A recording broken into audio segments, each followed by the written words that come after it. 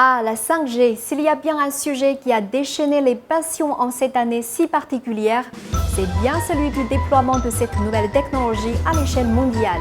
C'est bien simple, tout le monde a un avis dessus, mais les débats s'enchaînent avec leur lot de théories farfelues et avouons-le, on entend un peu tout et n'importe quoi.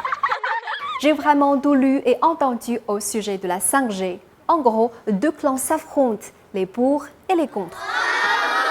Mais ce qui m'a frappé, c'est que le déploiement de la 4G n'avait dérangé personne à l'époque. D'ailleurs, qui s'en souvient encore, elle fait tellement partie de nos vies qu'on l'a déjà oubliée. Alors, pourquoi tout ce bruit autour de la 5G? Comment un sujet technologique est devenu tout à coup un problème politique?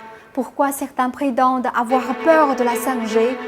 Emmanuel Macron a opposé les partisans du modèle Amish à ceux qui souhaitent le développement de la 5G.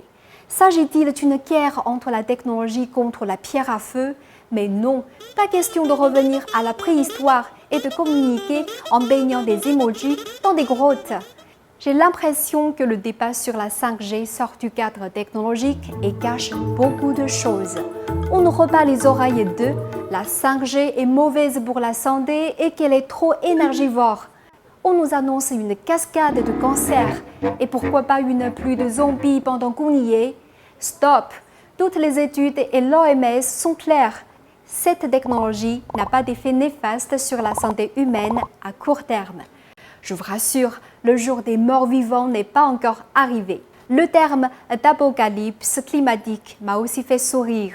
Je ne sais pas pour vous, mais on tire beaucoup de conclusions alors que la 5G n'est pas encore déployée sur toute la planète. En tout cas, pas avant 2024. C'est vrai, elle sera plus énergivore que la 4G parce que la quantité de données qu'elle transportera sera bien supérieure à celle des technologies antérieures et les entreprises, les scientifiques et les hôpitaux en auront besoin pour bien fonctionner. Toujours au rayon des idioties, je demande les termes antidémocratiques et liberticides. Quel mot surprenant et violent! Le débat sur la 5G prend un tournant vraiment pervers. Un élu vert de la mairie de Paris déclarait que le danger pour les libertés individuelles, c'est que nos données iront chez les Chinois. Et voilà, on nous resserre cette vieille soupe anti-chinoise qui cuit depuis des années en Europe. Boris Johnson souhaite que tous les équipements 5G installés par Huawei soient désinstallés d'ici 2027. Des élus français craignent pour la souveraineté économique de leur pays. C'est à se demander si Donald Trump leur a téléphoné avant qu'il ne s'exprime dans les médias. Toutes les données devront passer par des centres qui ne seront pas tous en Chine. Elles seront analysées, mais elles le sont déjà par Google, Facebook et autres. Ce ne sont pas des entreprises chinoises, pour autant que je sache. En fait, personne ne nous empêchera de regarder nos séries préférées en haute définition sur nos téléphones et personne ne nous empêchera de communiquer avec nos amis qui habitent de l'autre côté du globe.